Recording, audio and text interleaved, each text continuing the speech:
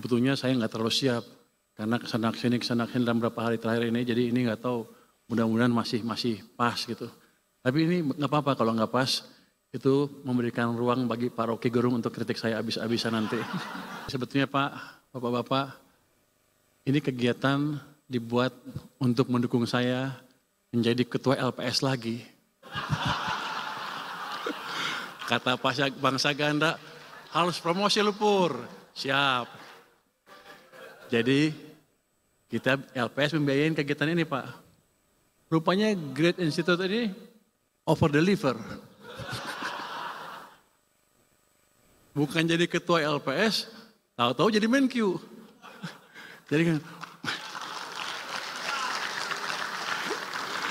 Jadi saya jadi bingung, Bang Saganda gimana ini?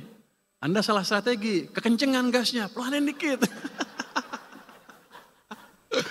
Tapi saya bersyukur ditunjuk sebagai Menteri Keuangan, mungkin di posisi ini saya bisa memberi kontribusi lebih banyak dibandingkan di LPS mungkin.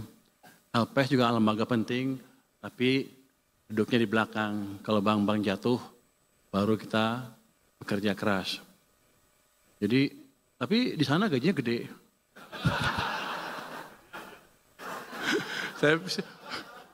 Saya menikmati betul kerja di LPS. 5 tahun, gaji gede, nggak ada bank gede yang bangkrut.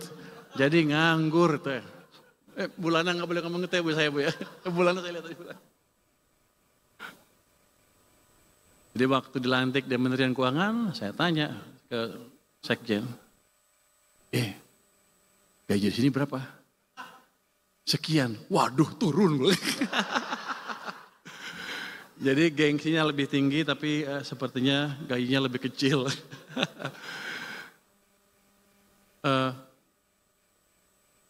Saya insinyur dari ITB, kemudian belajar ekonomi. Kalau insinyur ITB, orang-orang ITB bilang, lu insinyur yang tersesat katanya. Tapi kalau ekonom bilang apa? Kamu ekonom yang kembali ke jalan yang benar katanya. Jadi dua-duanya berguna lah. Ini udah waktunya 1 jam. Kita mau lihat transformasi ekonomi menuju pertumbuhan ekonomi 8%. Sebetulnya saya nggak terlalu siap karena kesana sini dalam beberapa hari terakhir ini, jadi ini nggak tahu, mudah-mudahan masih pas gitu. Tapi ini nggak apa-apa kalau nggak pas, itu memberikan ruang bagi Pak Rocky Gerung untuk kritik saya habis-habisan nanti. Oke, next. Kita lihat gimana sih kita ke arah sananya. Ini kita melihat tren pertumbuhan ekonomi Indonesia dalam jangka panjang. Itu sebelum krisis 97-98, mungkin rata-ratanya di atas 6, di sekitar 6,5% sampai 6,7%. Tapi setelah krisis 98, kita nggak bisa lari dari 5% terlalu tinggi. Kenapa? Apakah karena kita potensi pertumbuhannya tiba-tiba hilang atau karena kesalahan kebijakan? Next.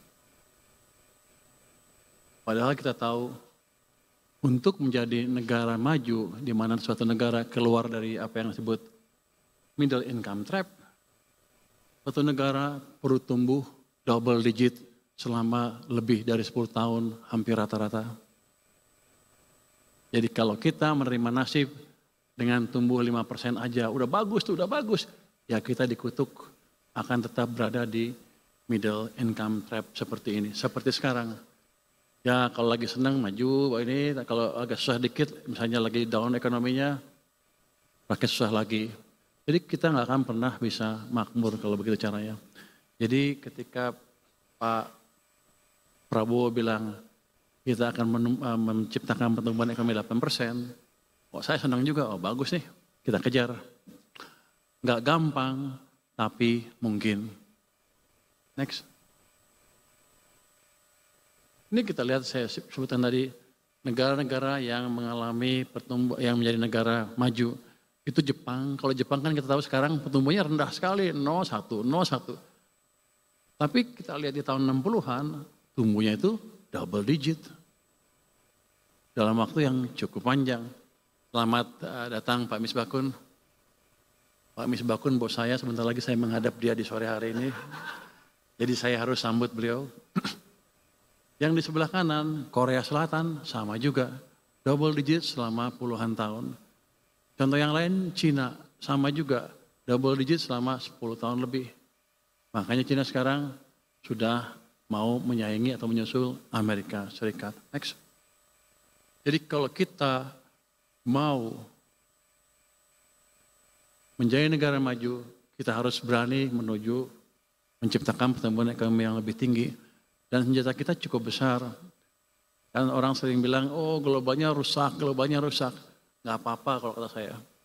Domestic demand kita itu adalah konsumen ditambah dengan investasi, itu hampir 90% dari kekuatan ekonomi kita. Kalau kita manage itu dengan baik, ya kita bisa tumbuh dengan baik juga. Cuman sayangnya, orang kita sering lupa. Domestic demand-nya diganggu oleh kebijakan kita sendiri. Sehingga ekonominya nggak bisa lari. Next.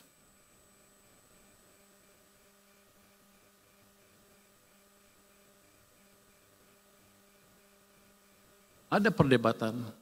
Kalau kita ingin menciptakan pertumbuhan ekonomi yang cepat, siapa yang sebaiknya mendorong pertumbuhan ekonomi?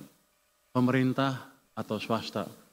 Dulu waktu Pak SBY dulu mengambil alih kepemimpinan, dia cerita tentang buku yang disebut Commanding Height. Itu perdebatan antara private sector dan government sector. Dari pengalaman kita, salah satu aja nggak bisa, harus dua-duanya baru ekonomi kita bisa tumbuh double digit. Kira-kira gitu. Next. Nah ini kalau ini, saya dongkrak anti sedikit. Saya kan pengen dekat ke presiden sedikit ya waktu itu ya. Ya coba pelajarin Sumitro ngajarin apa sih yang disebut Sumitronomics. Ternyata pilarnya 3 Sumitronomics itu. Ini dipakai di Orde Baru ya. Pemerataan, manfaat pembangunan, stabilitas nasional yang dinamis, dan pertumbuhan ekonomi yang tinggi. Yang dikerjakan oleh Pak Ferry sekarang, itu dan lain-lain, itu adalah pemerataan manfaat pembangunan dan sekaligus menciptakan stabilitas nasional yang dinamis. Jadi program MBG sepertinya program yang aneh, bagi-bagi duit. Tapi kalau kita lihat filosofi ini, sebetulnya itu tujuannya adalah untuk menciptakan pemerataan pembangunan dan sekaligus menjaga stabilitas sosial politik. Itu program yang baik, hanya perlu didukung oleh satu lagi yang atas, pertumbuhan ekonomi yang tinggi. Next. Kita akan cerita bagaimana kita bisa menciptakan pertumbuhan ekonomi yang tinggi. Waktu mulai perang dagang, perang di Rusia, semua orang takut, semua orang tambah lagi perang Israel, semua orang memperkirakan global akan hancur, ekonomi akan hancur. Di dunia di luar sana gelap gulita, kita pun prospeknya akan suram. Indonesia cemas katanya. Waktu itu IMF mengeluarkan prediksi, wah Indonesia akan turun ekonominya, dunia akan turun. Saya bilang waktu itu ya, kalau sekarang udah nggak boleh ya Menteri Keuangan ya, boleh nggak ya? Boleh kali ya. Ini kan boleh ya, ini kan aktivis semua. Jadi boleh kritik-kritik sedikit. Jadi saya bilang, jangan percaya IMF. Mereka nggak pintar-pintar amat. Saya ditegur tuh, kenapa kamu gaya koboi begitu? Tapi memang saya tahu mereka nggak pintar.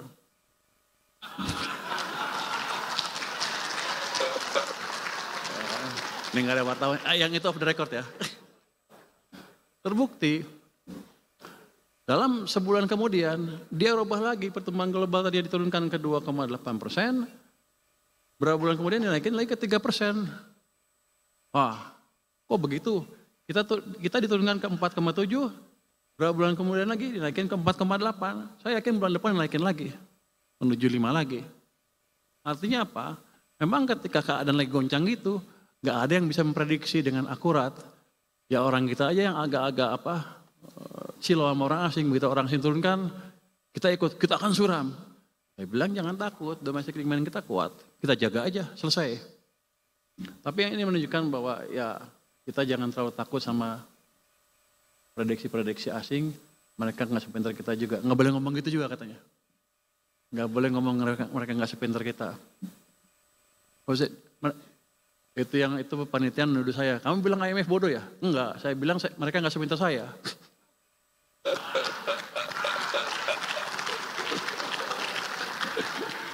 Ini nggak ada wartawan kan ya? Next. Nah, untuk melihat gimana sih caranya menciptakan pertumbuhan ekonomi. Saya sengaja keluarkan gambar ini untuk balik ke teori ekonomi. Ini berdasarkan paper by Milton Friedman yang mempelajari The Great Depression, juga Bayer Mernanke yang mempelajari itu, beberapa paper dan sebagainya. Kira-kira bunyinya gini. Mereka belajar krisis 1930. Mereka teka-teki pada waktu itu.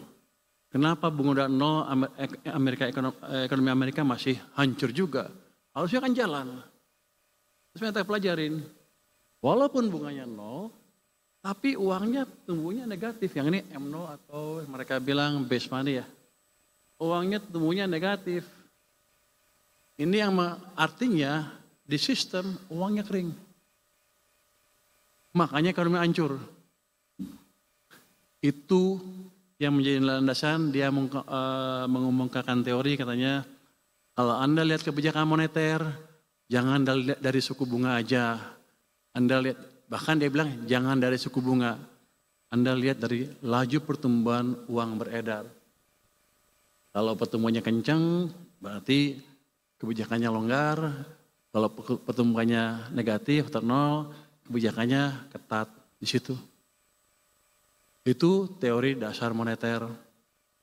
Tapi banyak orang lupa. Termasuk IMF juga kayaknya.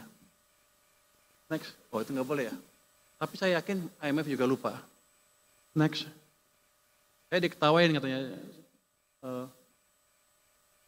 Ada yang di sosmed bilang, dia taruh rumus-rumus MP sama dengan apa gitu. Oh inilah rumus teori Friedman yang benar. Iya, itu buku S1. Saya baca paper S3, jadi saya lebih tinggi jadinya.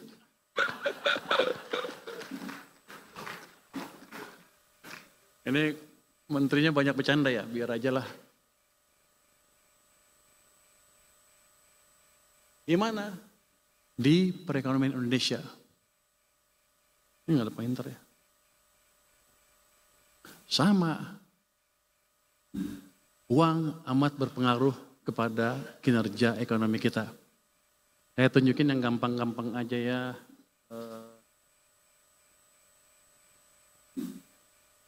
Yang hitam adalah laju pertumbuhan M0-nya, yang merah adalah kredit. Anda lihat dari 96 sampai 2014, yang hitam levelnya antara sekian. Yang hitam tahun 2014 dia jatuh sini. Kredit juga pertumbuhannya melambat dari double digit menjadi 7% single digit.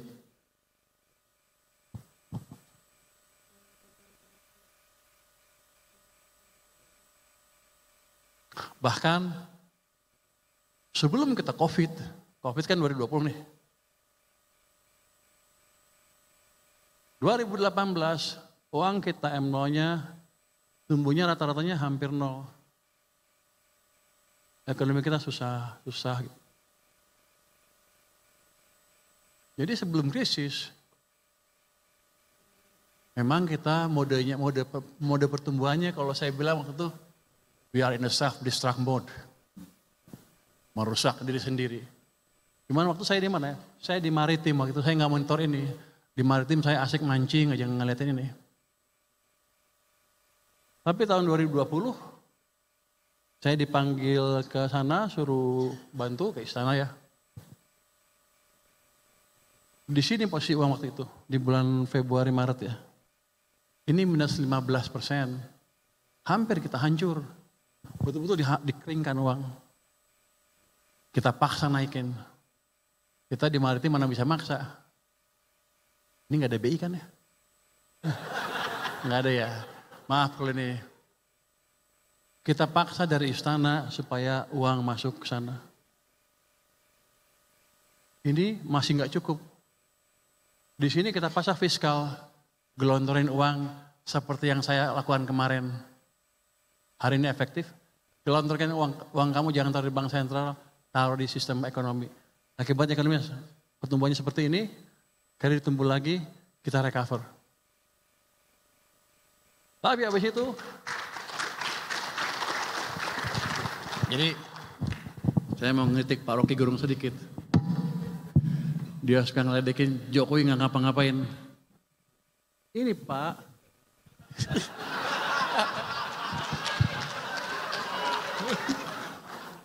Kalau di sana kan dia berkuasa, di sini saya berkuasa. Jadi ini dipaksa intervensi langsung oleh presiden sampai ke sana. Jadi Presiden Jokowi itu berjasa buat kita, walaupun di sampingnya ada saya sih. Tapi setelah itu, nggak lama setelah itu, diturunkan lagi seperti ini. Seret. Ini yang Anda rasakan berapa tahun 2003-2004, pertengahan sampai akhir itu, ekonomi susah lagi. Keluarlah Indonesia suram dan lain-lain. Bukan dari politik, tapi dari ekonomi yang dibunuh penyebab utamanya. Jadi Pak Rocky mungkin sedikit belajar ekonomi lagi Pak. Gue seneng bisa ngedek dia di sini. Soalnya Pak Rocky setiap itu saya lihat tuh pidato Anda itu menarik sekali, jadi saya ikutin ahli filsafat. Mumpung bisa kritik, saya kritik di sini. Kemarin sampai April sudah membaik, makanya saya bilang ekonomi bagus, nggak usah takut. Tapi habis itu dibunuh ke sini sampai ke sini. Jadi sedang dibunuh lagi ekonominya. Ketika ekonomi memburuk, banyak pemecatan pegawai kan pasti. Rakyat hidupnya makin susah dan kita nggak peduli waktu itu ya. Nggak terlalu peduli, turunlah ke jalan masyarakat kita. Itu expected untuk saya. Ini nggak ada wartawan kan ya? Bebas nggak nih?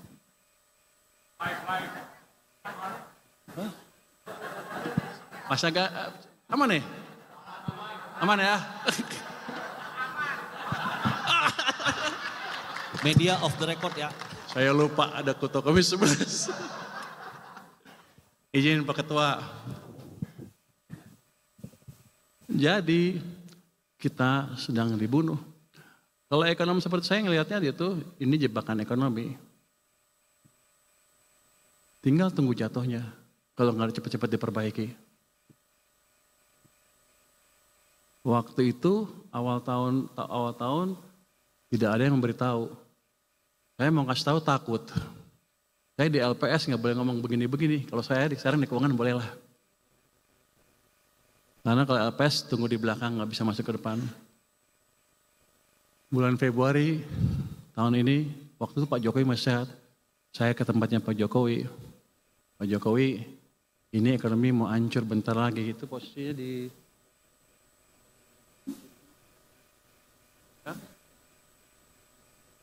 bantu nggak Pak? Dan saya juga takut, saya nggak punya teman, Pak Jokowi udah pensiun kan, Pak Prabowo saya belum kenal waktu itu. Pak Jokowi bantu nggak? Dia bilang bantu.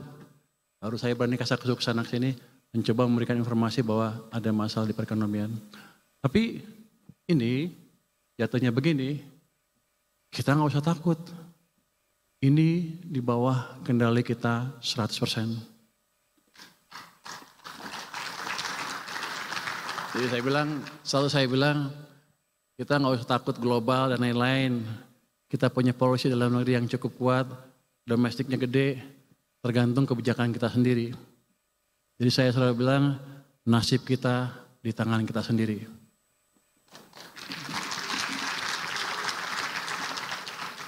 Ini kayak kampanye partai ya. Ketika ada sesuatu yang tidak benar, kita suarakan. Ya bagaimana semua terangin dia sedungu ini? Ini manusia pecundang yang sangat merugikan bangsa kita ini. Saatnya jadi member eksklusif di channel YouTube Official iNews. Tantang lagi para tambah sumpah di atas Al-Quran. Dia pengen masuk TV. Konten-konten premium yang tidak tayang di TV. Live interaction. Halo pemirsa iNews, ini baru selesai. Emoji dan badge spesial. Reakses konten pilihan. Klik YouTube Official iNews. Join member hanya Rp10.000 per bulan.